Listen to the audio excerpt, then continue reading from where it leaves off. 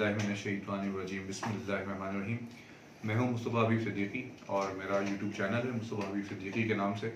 गुज़िश्ता दिनों मैंने एक वीडियो अपलोड की थी जिसमें मैंने इस बात पर बात की थी कि हमारे माशरे में बेवा और तलाक़ याफ़्ता ख़वातीन या वो मर्द हज़रात जिनकी अहलिया का इंतकाल हो गया हो या उनसे तलाक़ हो गई हो, उनकी दूसरी शादी की जानी चाहिए और फ़ौरन माशरे में रवाज देना चाहिए कि हम लोग उनकी फौरी तौर पर दूसरी शादी की कोशिश करें। उसमें इस बात का भी ऐसा इज़हार किया था मैंने कि हमें कोशिश ये करनी चाहिए कि बेवा ख़वातीन या तलाक़ याफ़्ता ख़वातीन से अगर हम शादी कर रहे हैं तो उनके बच्चों को भी एक्सेप्ट करें और वो ज़िम्मेदारी उठाएँ। अल्लाह ताला उसमें अजर देगा। इसी तरह ख़वातीन के लिए बात की थी कि वो मर्द हज़रात से अगर ऐसे मर्द हज़रात से शादी कर रहे हैं तो उनके बच्चों को भी वो एक्सेप्ट करें और उस ज़िम्मेदारी को कबूल करें और अल्लाह ताला आपके लिए रास्ते बनाएगा। जब ये वीडियो अपलोड की मैंने तो उसके बाद बहुत सारी कुछ ख़वातीन ने भी रब्ता किया मुझसे और मर्द हज़रात ने भी किया, लेकिन एक साहब ने ऐसा रब्ता किया जिसने मुझे दोबारा आपके पास आने पे मजबूर कर दिया और बहुत अलग टॉपिक है मेरे पास ये। उन्होंने अपना तजुर्बा बयान किया। वो उनकी ऑलरेडी एक शादी हो चुकी है। उनकी शादी को 5 साल हो गए हैं और वो अभी आपके सामने सारी तफसील बताएंगे। उन्होंने जाके एक बेवा या तलाक़ याफ़्ता खातून से शादी करने की कोशिश की, उनके घर वालों ने तलाश करने की कोशिश की। उसके बाद उनको किन रवैयों का सामना रहा, आज हमने उनको ज़हमत दी इधर।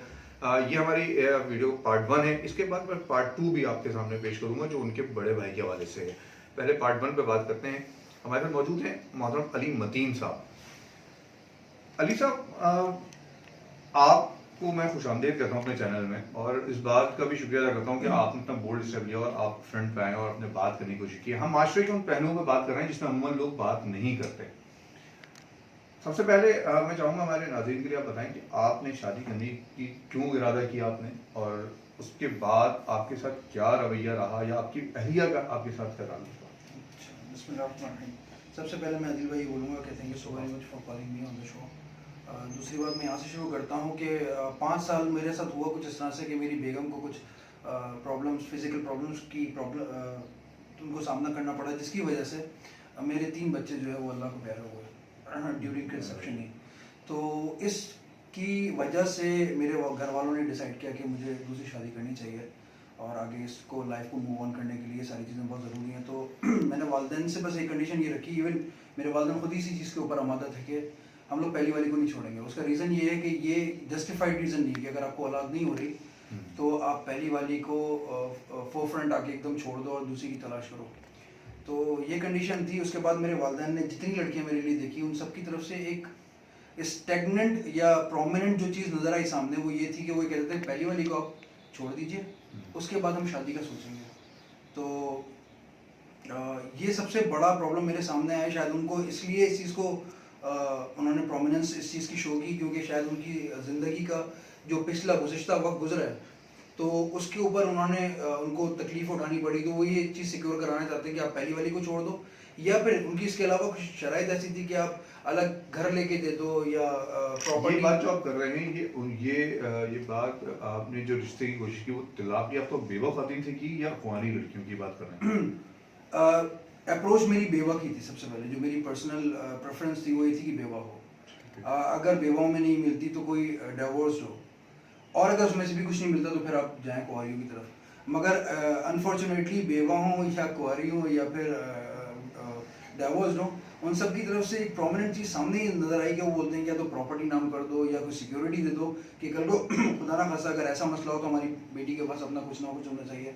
मेरा उनसे सिंपल सा क्वेश्चन ये होता है कि जब आपने पहली शादी की थी तो उस वक्त आपने क्या क्या चीज़ों की डिमांड की थी और इन्हीं डिमांड्स की वजह से जो है वो मुझे नज़र लगता है कि शायद मर्द हज़रात बेयर नहीं कर पाते अनड्यू ख्वाहिशात को, तो सेपरेशंस होती हैं, तलाक़ें होती हैं। आपने मैं ये सवाल ये कि कौन सी ऐसी कास्ट हैं या किन इलाकों में अगर मैं बात करूं कराची में या इसके बाहर भी आपने कहाँ कोशिश की है जहाँ से आपको ऐसा जवाब मिला? सर जी ऑलमोस्ट कराची में तो अच्छे खासे बड़े एरियाज़ कवर किए थे मेरे वालिदैन ने। उसके अलावा पंजाब साइड पे भी हम लोग थे। बट मेरे वाले सब इन चीज़ों को रेसिज्म को बिल्कुल भी नहीं मानते, चाहे वो किसी भी नस्ल से। बस कलमा होना चाहिए, that's the complete requirement. Obedient हो, कलमा को जो एक अच्छी कंजर्वेटिव फैमिली जो सोचती है कि ये क्वालिटीज़ होनी चाहिए, वो सारी चीज़ें थी। बस इसके अलावा और कुछ भी नहीं था। But I and up unfortunately I and up with nothing. मेरे पास मतलब कोई भी ऐसी लड़की मुझे आमादा नहीं हुई इन चीज़ों पर कि आपके पास आपकी जो अभी जो बेगम है अहलियाँ हैं वो आपके साथ रहते हुए कोई दूसरी उसके ऊपर आने के लिए राज़ी हो। आपके जो वाइफ हैं, जो मौजूदा इस वक्त आपकी अहलियाँ हैं और आपके साथ रह रही हैं, उनका रवैया क्या था? उन्होंने आपको इजाज़त दी, किस तरह इजाज़त दी और वो क्या दिल से इजाज़त दी? इजाज़त के बारे में मैं सिर्फ इतना बोलूँगा आदिल भाई के मुस्तफ़ा। मुस्तफ़ा भाई, सॉरी, आई एम सॉरी, इजाज़त के हवाले से बस ये बोलूँगा कि कोई भी औरत नहीं चाहती कि उसके ऊपर कोई औरत है, बिकॉज हम लोग इंडियन कल्चर से बिलोंग करते हैं, टू बी वेरी ऑनेस्ट, और उन्हीं के नॉर्म्स एंड प्रैक्टिसेस को फॉलो करते हैं। तो यहाँ पर दूसरी शादी को बड़ा मायूब समझा जाता है, चाहे वो आपकी गुज़श्ता एरिया, अभी करंट एरिया हो, या फिर आप किसी को बनाने जा रहे हो।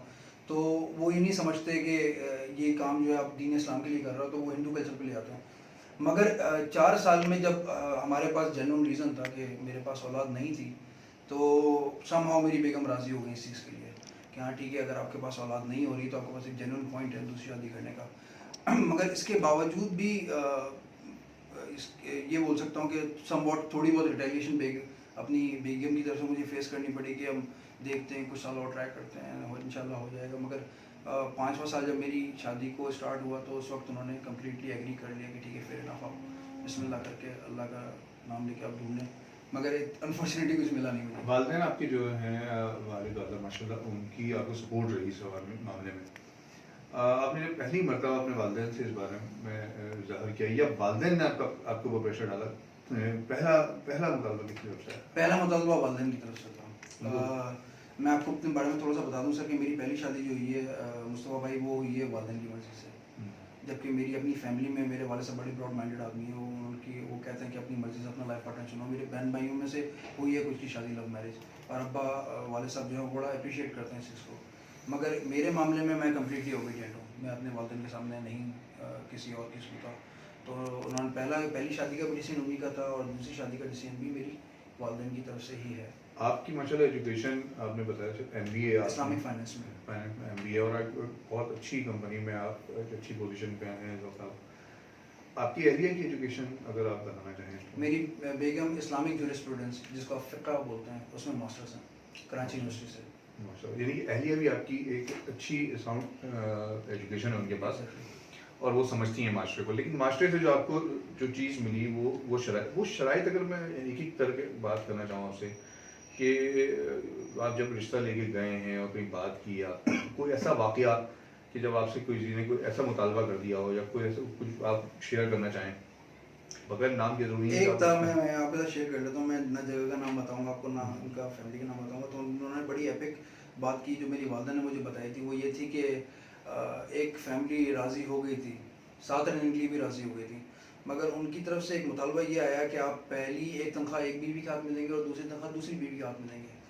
तो जब मेरे वालिदैन ने मुझे बताया कि ये इस तरह की डिमांड है, तो मैंने बोला कि मैं पहली तनख्वाह तो पहली बीवी के हाथ में नहीं रखता। जो चीज़ें शरीयत ने मुझे बोली हैं, अल्लाह और अल्लाह के रसूल सल्लल्लाहु अलैहि वसल्लम ने मुझे फरमाया कि ये तुम्हारी जिम्मेदारियाँ हैं, बीइंग हस्बैंड, तुमने ये पूरी करनी है, चाहे वो रोटी कपड़ा मकान जो है तुम्हारी जिम्मेदारी है।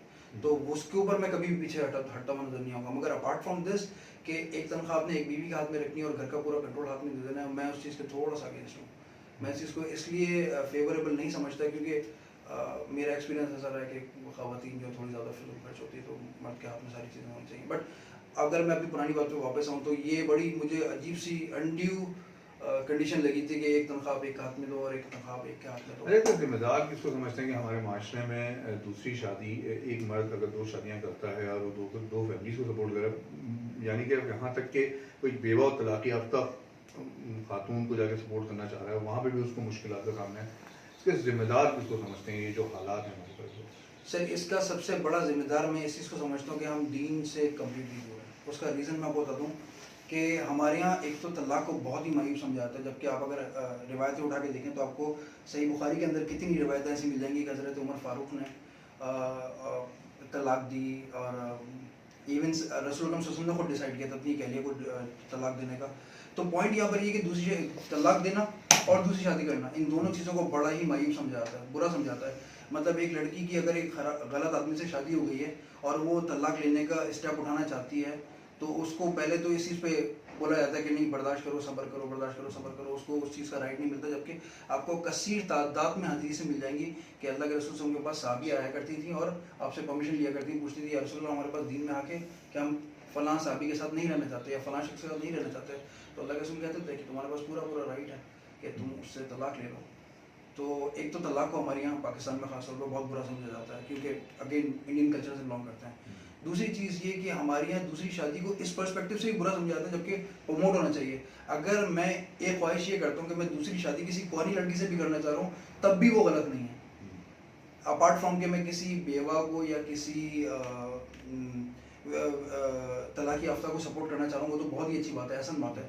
मगर अगर मुझे शादी के बाद भी किसी लड़की को, कोई लड़की मुझे पसंद आ गई, मेरे ऑफिस में काम करती है मेरे साथ, मुझे उसके रहन सहन का तरीका पसंद आ गया, मुझे कोई भी चीज़ उसकी पसंद आ गई, और मैंने अपने वालिदैन से एक इजहार किया कि मैं इस बीवी के साथ एक और बीवी रखना चाहता हूँ, तो उसको भी बड़ा मायूब समझाता है। जबकि अगर आप रिवायत में उठा के देखें, हज़रत अली रज़ी अल्लाह अन्हु हज़रत उमर फारूक से काफ़ी छोटे थे उम्र में, और हज़रत अली की जो साहबजादी थी वो हज़रत उमर फारूक की बेगम थी। तो हमारी इस चीज़ को प्रमोट करने की जरूरत है कि आप दिन से करीब हो जाओ। हाँ, लेकिन इसके साथ इसको भी प्रमोट करने की ज़रूरत है ना कि उनके दरमियान जो हुकूक हैं उनके, और जो उनके राइट्स हैं, वो किस तरह आप देंगे, या उनके दरमियान अब मैं ये तो नहीं कह सकता कि ये तो नहीं कहता कि आप इंसाफ क्यों करें, कैसे करेंगे, इंसाफ नहीं किया जा सकता, मेरा नहीं ख्याल है इंसाफ किया जा सकता है। लेकिन हमारे ये भी एक माशरे में एक अलमिया है ना कि वो दूसरी शादी जो लोग करते हैं वो पहली बीवी के साथ बहुत बुरा सलूक कर रहे होते हैं या बिल्कुल उसको इग्नोर कर देते हैं। ये भी तो इसकी वजह से भी तो एक खौफ बैठा हुआ है माशरे में। ये बात आपकी बिल्कुल ठीक है। इस बात का अगेन वही जवाब है कि आप दीन से दूर हैं। अगर आपको दीन के अंदर आप दाखिल हो जाएं तो आपको पता होगा कि आपने बीवियों के साथ क्या हुकूक रखने हैं। इसलिए मैं अगेन बार बार मैं मेरे जितने भी जूनियर्स ऑफिस में मैं सबको ये बोलता हूँ कि हिस्ट्री पढ़ा करो, इस्लाम को सीखो। सबसे बेहतरीन तरीका यही है। आपको जब पता होगा, वालिदैन को पता होगा कि मैं अपने बेटे की शादी करने जा रहा हूँ, तो इसकी बीवी के ऊपर हमारे क्या क्या हक हैं, बीवी को पता होगा मेरे अपने शौहर के ऊपर क्या क्या हक है। आपके भी आपने लोग जो गुजार बताई, तो एक आपका मुतालबा ये हो रहा था कि दूसरी घर अलग करके दो या तनख्वाह अलग से दो या पहली बीवी को तलाक दो, यहाँ तक भी मामला है कि पहली बीवी को तलाक दे दो। बिल्कुल ऐसे ही है। ये कितने % लोग थे जिन्होंने ये मुतालबा किया कि पहली बीवी को छोड़ दो? ऑलमोस्ट 80%। 80% का यही। और इसमें एक जगह पे मेरे ऊपर इवन ये तहमत लगाई गई कि शायद ये पहली बीवी को इसलिए तलाक नहीं दे रहे कि फाइनेंशियल सपोर्ट होगी ससुराल से, जबकि अल्हम्दुलिल्लाह मैं काफ़ी इंडिपेंडेंट हूँ। मेरे हालत के बारे में आपको बहुत अच्छे तरीके से मालूम है, तो I will not go into super detail. But point ये है कि 80% लोगों से मुझे ये मुतालबा हुआ कि अगर आपको एक चीज़ में प्रॉब्लम है, आपको बीवी से औलाद नहीं हो रही है, तो आप उसको तलाक देकर उसका हिसाब किताब साइड पर कर दो। जबकि मेरा ये मानना था कि औलाद देना अल्लाह के हाथ में है, और ये वैलिड रीज़न नहीं है किसी शख्स को भी तलाक देने के लिए, अनलेस एंड अनटिल कि मेरी बीवी मेरे पास खुद आके ख्वाहिश जाहिर करे कि मुझे तुम्हारे साथ अब नहीं रहना, मुझे फ़लाँ शख्स पसंद है या मैं अलहदगी पसंद करती हूँ, तो वो एक अलग चीज़ है। अल्लाह ने उसको राइट दिया, और मैं इतना ब्रॉड माइंडेड हूँ कि मैं इन चीज़ों को मैटर नहीं करता। अल्लाह ने हर इंसान को उसका इंडिविजुअल राइट दिया। अगर मेरी बीवी का मुझसे दिल बढ़ जाता है या मैं पसंद नहीं आता, तो उसको अल्लाह ने उसको पूरा पूरा हक दिया। ठीक है, बस हम ये उसको इधर समेटते हैं कि आपने मतलब 3 साल कोशिश की अप्रॉक्सीमेटली। आपके आपने 3 साल के दौरान चले, अब क्या पोजीशन है? क्या अब आप चाहते हैं, या अब आपने इससे बिल्कुल इग्नोर कर दिया कि अब आप नहीं, बस अब बहुत हो गई, नहीं करना? एग्जॉस्ट हो चुका हूँ एफर्ट्स के हवाले से। विश अभी भी है, मगर मुझे ऐसा लगता है मुस्तफा भाई कि पाकिस्तान में एटलीस्ट नियरली इम्पॉसिबल, क्योंकि मैं किसी भी शख्स की अगर बात करूँ तो मुझे ये फील होगा कि अगर मैं उससे जाकर बोलता हूँ कि मुझे आपकी साहबजादी से शादी करनी है, तो सबसे पहला सवाल ये आएगा कि आप ऑलरेडी मैरिड है या नहीं है। Excuse me, sorry. और अगर मैं ये ख्वाहिश जाहिर करूँ कि मुझे किसी अनमैरिड लड़की से यानी कुंवारी लड़की से मुझे शादी करनी है, तो फिर बहुत ही अलग पर्सपेक्टिव होगा। मुझसे क्या सवाल जवाब होंगे, तो वो तो एक अलग चीज़ है। लड़की को बड़ी मायूब नज़र से देखा जाएगा कि इसके लिए एक शादीशुदा मर्द का रिश्ता है, तो उस लड़की को बहुत चीज़ें फेस करनी पड़ेंगी। मुझे तो खैर, मैं तो मर्द हूँ, मतलब हम लोगों के लिए इतनी बड़ा मैटर नहीं करता इन चीज़ों का, ख़वातीन के लिए बहुत ज़्यादा मैटर करती हैं चीज़ें। ठीक है, चलें, बहुत शुक्रिया आपका अली साहब, और आपने हमारे चैनल को वक्त दिया। मैं अब अपने नाज़रीन देखने वालों से बात करना चाहता हूँ कि मैंने एक माशरे के एक मसले पे बात की है। अली साहब ने मुझसे मेरी पहली वीडियो देख के रब्ता किया है, और उनका जो पॉइंट ऑफ व्यू था वो आपके सामने पेश कर दिया मैंने। आप क्या समझते हैं इसमें, क्या और चीज़ें हैं जो आप सवाल करना चाहते हैं या चाहती हैं, वो हमसे रब्ता कर सकते हैं। आपको कोई बात ऐसी लगती है जो नहीं होनी चाहिए थी, वो हुई है, आप उस हवाले से भी अपनी शिकायत का भी कर सकते हैं। आप रब्ता भी कर सकते हैं, आप इसी तरह मेरे साथ बैठ के भी बात कर सकते हैं। आप चाहें तो अपनी ऑडियो कॉल भी ऑडियो रिकॉर्डिंग भी दे सकते हैं, चाहें तो वीडियो रिकॉर्डिंग भी दे सकते हैं, लेकिन बोले ज़रूर, मसले पे बात ज़रूर करें। हमारे चैनल को सब्सक्राइब करें मुस्तफा हबीब सिद्दीकी, और अपने कमेंट्स का इजहार करें, और हो सके तो ईमेल या व्हाट्सएप के जरिए हमसे रब्ता करें। मेरा व्हाट्सएप नंबर आपके सामने आ रहा है 0321269999 और मेरा ईमेल है mustafa@sddq@gmail.com। मैं फेसबुक पर हूँ मुस्तफ़ा हबीब सिद्दीकी और यूट्यूब मुस्तफ़ा हबीब सिद्दीकी और इंस्टाग्राम भी यही नाम है मेरा। आपसे उम्मीद है कि आइंदा भी रब्ता रहेगा और आपके कमेंट्स का इंतज़ार रहेगा। बहुत शुक्रिया।